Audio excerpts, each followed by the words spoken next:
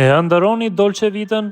E imagjinoni veten duke shëtitur në shtigjet e gjelbëruara mes vreshtave dhe duke shijuar mbrëmje verore në oborre prej guri, në një kodër mesetare të Toskanës. Kjo ëndër mund të jetë më e arritshme nga sa mendoni dhe të kushtoj më pak se sa imagjinoni. Radicondoli, një qytet i vogël në perëndim të Sienës, është komuniteti i fundit italian që kërkon banor të rinj në përpjekje për të frenuar rënien e vazhdueshme të popullsisë në këtë zonë. Rreth një orë larg Firences, ky qytet mesjetar i ruajtur mirë ofron stimuj financiar për qira marsit dhe blerësit e banesave, pa qenë pjesë e programeve të njohura të shtëpive me €1.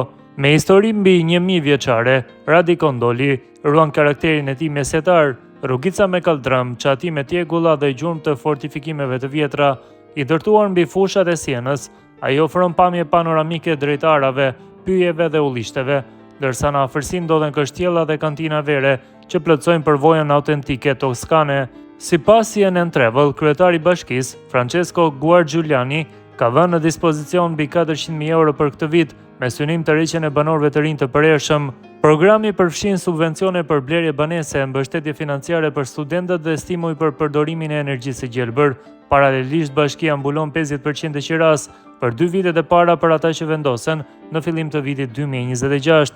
Blerësit duhet të angazhohen të qëndrojnë në fshat për të paktën 10 vite, ndërsa qira marsit për 4 vite. Që nga nisja e programit në vitin 2023, rreth 60 banorë të rinj janë shpërngulur tashmë në Radicondoli, duke dhënë frymarrje një komuniteti që brenda një shekulli pa popullsinë të bjerë nga 3000 në vetëm 966 banorë.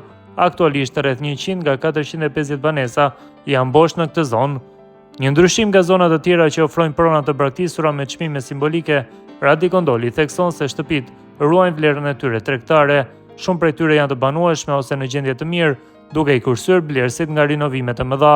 Sipas Federatës Kombëtare të Pronarëve të Ndërtesave në Itali, në vend ka rreth 8.5 milion prona të papërdorura, që variojnë nga shtëpi pushimi deri tek banesat pa shërbime ose pa regjistrim fiskal. Radicondoli është vetëm një shembull. Në të gjithë Italinë, shumë qytete dhe fshatra të vegjël po përpiqen të ringjallen. Në Toskanë, autoritetet rajonale ofrojnë nga 10.000 deri në 30.000 euro për ata që duan të blejnë banesa në fshatra me më pak se 5.000 banorë. Në Sicili, qytete si Sambuca dhe Musomeli vazhdojnë të ofrojnë shtëpi të pashfrytëzuara me çmime simbolike, me kusht që blerësit i rinovojnë brenda një afati të caktuar. Programet e ngjashme janë zhvilluar edhe në Sardenja, Peninia dhe rajonet e tjera të Italisë.